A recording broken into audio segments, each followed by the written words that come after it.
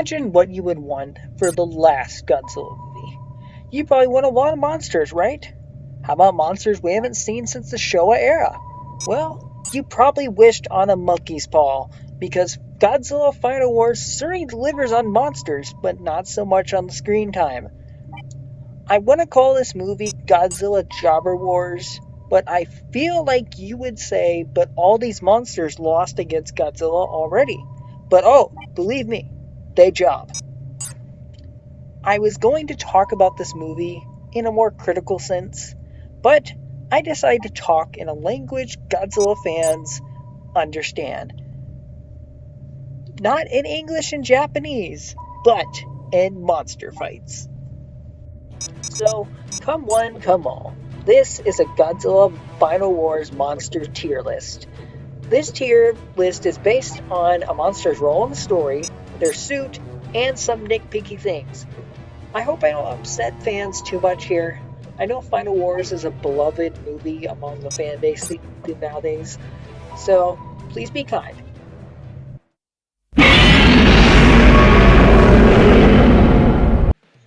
So starting with S rank, to no one's surprise, is Godzilla himself. Godzilla has a superior and powerful suit that gives him a large range of motion for fight scenes and presence.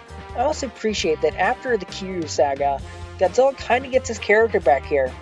So in here, Godzilla is a good fusion of the anti-hero and the hero monster of the Showa and Heisei era. And I just love how this Godzilla still holds a grudge against humanity.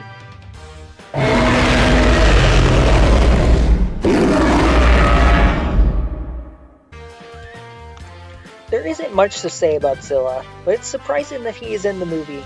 Zilla's short fight with Godzilla is perfect, however.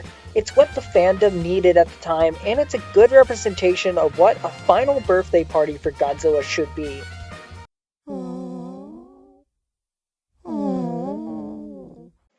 To give the movie credit, the son of Godzilla gets an S rank. Minya's role in the movie is small, but it's memorable.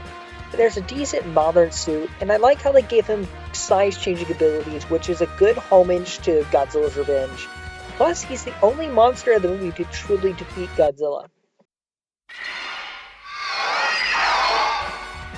Mothra has a decent amount of screen time in the movie, but I'm not sure if she really needs to be in the movie. It's pretty weird how they make Gigan an ancient enemy to Mothra, sort of like Hedorah the Rebirth of Monster series in the Rebirth of Mothra series. So, 2 nickels, I guess. The tag team fight at the end is fun, but I'm just not sure if this movie really justifies Mothra's appearance.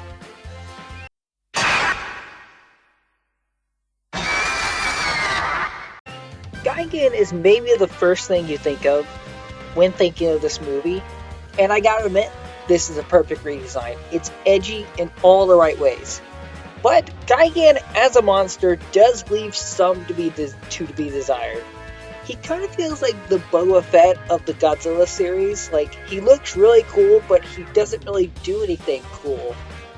But in Gigan's defense, getting his head chopped off and blown off, I feel like it adds to his character, which makes him more charming of a monster, so he gets to stay in A rank.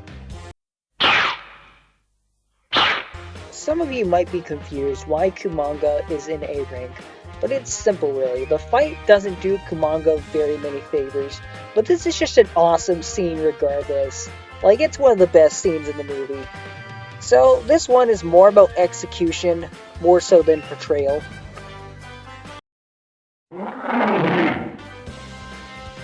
I can't really be mad about Manda's low amount of screen time. He fights the Gotengo in a short but sweet battle that's a homage to the Ebirah movie, so he gets to be in A rank. Let's enjoy the main event! The last chapter in the Godzilla saga. This one is complicated. The Exilians are maybe the most memorable aliens of the Godzilla series with their costume and demeanor, but this movie just kills them off, replaces them with trench coats. X being the main villain was probably a better choice than like an emotionally cold being, but I think this could have been better utilized than shoving out the old for the new with a Matrix rehash of all things.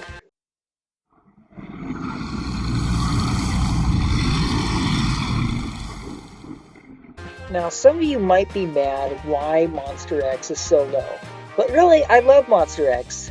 His design is so cool, the music is awesome, and he's the final boss in the movie. So why is he so low?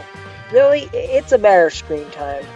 Monster X was just so cool, it just leaves me wanting more, and we haven't got any more since this movie came out. I mean, Monster X appears in some comic books, but I don't.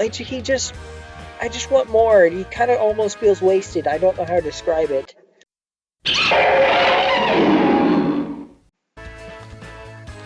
Rodan, am I right? I'm starting to get into monsters. I'm not really sure what to say.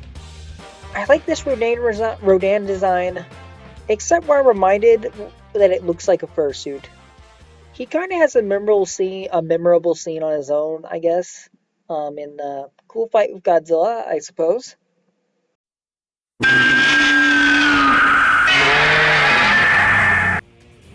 This is a good modernization of Anguirus' suit, but I'm totally taking off points for calling him Anguirus in the English dub, and that stupid scene with the chocolate-faced kid. Like, why was that in the movie?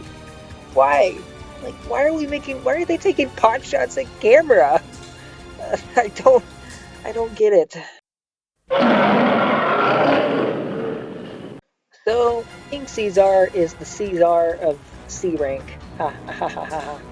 Look, I like the suit, I like the fight scene, but it is a crime to not use any of King Caesar's lore and just make him a generic mind-controlled monster. It's just disappointing. So we have a new addition to Godzilla lore, the mutants. They're cool, but I don't think they fit in with Godzilla. Maybe if the movie was better, they would fit in more, and people will be more open to using them in more Godzilla movies, but I don't know, I can't justify them being very high.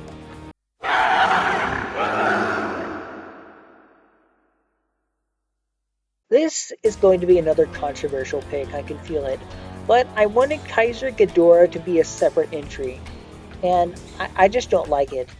Kaiser Ghidorah just feels kind of thrown in for a needless Ghidorah cameo. His toy is poorly painted, yes, I'm counting that, and I would have preferred more Monster X.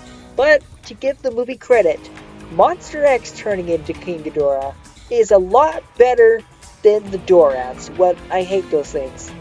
They're going in E rank all the way down, even if they're not even in the movie.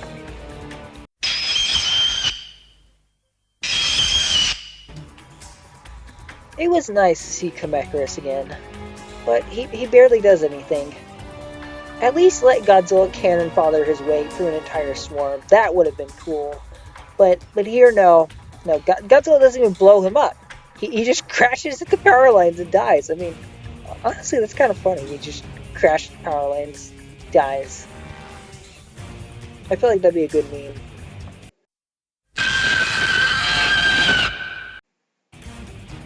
E rank is for Ebirah, am I right, guys? But, well, Ebirah has a cool fight with the mutants, at least, but that's just kind of it. The suit's alright. It's good. I like it. And then we get to the next point. I really like Hedorah's suit in this movie. There, I said something positive. But look, this is probably one of the most powerful Showa monsters, and he's defeated by having Ebirah thrown at his eye. Look, it's been 20 years. It's okay to admit this sucked. Like, we don't have to keep lying anymore. It was lame. So, I'm not really sure how to end this video. I hope you guys are at least partially agreed with some of my entries, but if you didn't, I made sure to get some extra data. And if you thought I was too negative, here is some positivity to give to you guys. I asked people to make their own Final Wars tier lists, and here are some of them now. I just asked some of my friends. Their names are credited right here. So, here you all are.